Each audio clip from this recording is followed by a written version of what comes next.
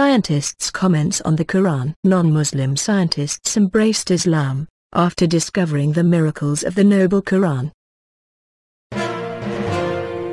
Professor Tagarta Tagazan, Chairman of the Department of Anatomy and is the former Dean of the Faculty of Medicine, University of Chiang, Thailand. He said, "In the last 3 years, I became interested in the Quran. From my studies, I believe that everything that has been recorded in the Quran 1400 years ago must be the truth that can be proved by the scientific means. Since the Prophet Muhammad could neither read nor write, Muhammad must be a messenger who relayed this truth which was revealed to him as an enlightenment by the one who is eligible creator.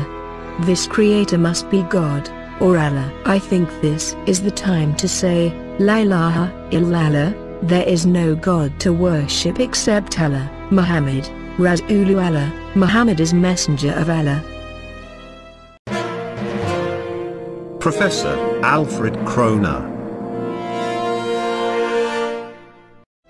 Professor of the Department of Geosciences, University of Mainz, Germany. Alfred presented several Quranic verses and hadith of geological facts which he studied and commented.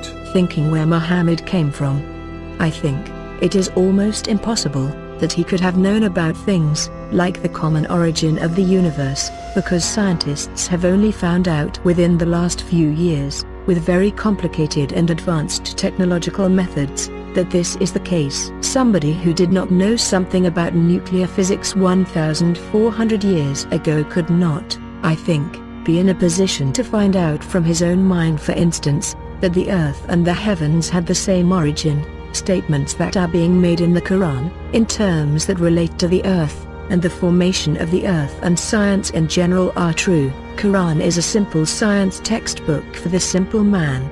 And that many of the statements made in there at that time could not be proven, but that modern scientific methods are now in a position to prove what Muhammad said 1400 years ago. Jolie Simpson, Professor and Chairman of the Department of Obstetrics and Gynecology, Baylor College of Medicine, Houston, Texas, USA. He said, "These hadiths could not have been obtained on the basis of the scientific knowledge that was available at the time of the writer. It follows that not only is there no conflict between genetics and Islam, but in fact Islam may guide science by adding revelation to some of the traditional scientific approaches. There exist statements in the Quran shown centuries later to be valid, which support knowledge in the Quran having been derived from God." William Hay, Professor of Oceanography, University of Colorado, USA. He said, "I find it very interesting that this sort of information is in the ancient scriptures of the Holy Quran, and I have no way of knowing where they would have come from.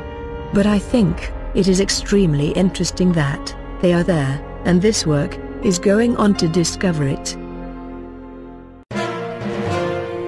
Professor Dorza Rao, Professor of Marine Geology, teaching at King Abdulaziz University, Saudi Arabia.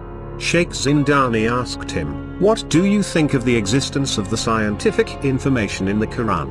How could Prophet Muhammad, peace be upon him, have known about these facts 14 centuries ago?"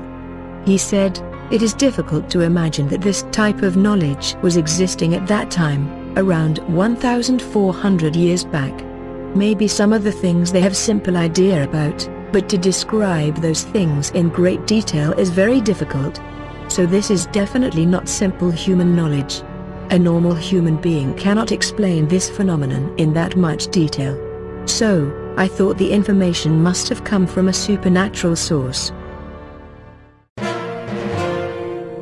TVN Persaud, Professor of Anatomy and Professor of Pediatrics and Child Health, University of Manitoba, Manitoba, Canada. He told that, "It seems to me that Muhammad was a very ordinary man. He couldn't read, didn't know how to write, in fact he was an illiterate." We're talking about 1,400 years ago. You have some illiterate person making profound statements that are amazingly accurate of a scientific nature. Professor Keith Moore. Professor Emeritus, Department of Anatomy and Cell Biology, University of Toronto, Canada. He told that, "For the past 3 years, I have worked with the Embryology Committee of King Abdulaziz University in Jeddah, Saudi Arabia, helping them to interpret the many statements in the Quran and Sunnah, referring to human reproduction and prenatal development. At first I was astonished by the accuracy of the statements that were recorded in the 7th century, before the science of embryology was established. Although I was aware of the glorious history of Muslim scientists in the 10th century, and some of their contributions to medicine, I knew nothing about the religious facts and beliefs contained in the Quran and Sunnah." At a conference in Cairo, he presented a research paper and stated, "It has been a great pleasure for me to help clarify statements in the Quran about human development. It is clear to me that these statements must have come to Muhammad from God, or Allah, because most of this knowledge was not discovered until many centuries later. This proves to me that Muhammad must have been a messenger of God, or Allah." Professor Moore also stated that The staging of human embryos is complex, owing to the continuous process of change during development. It is proposed that a new system of classification could be developed, using the terms mentioned in the Quran and Sunnah. The proposed system is simple, comprehensive, and conforms with present embryological knowledge. Thanks for watching. Please subscribe my channel.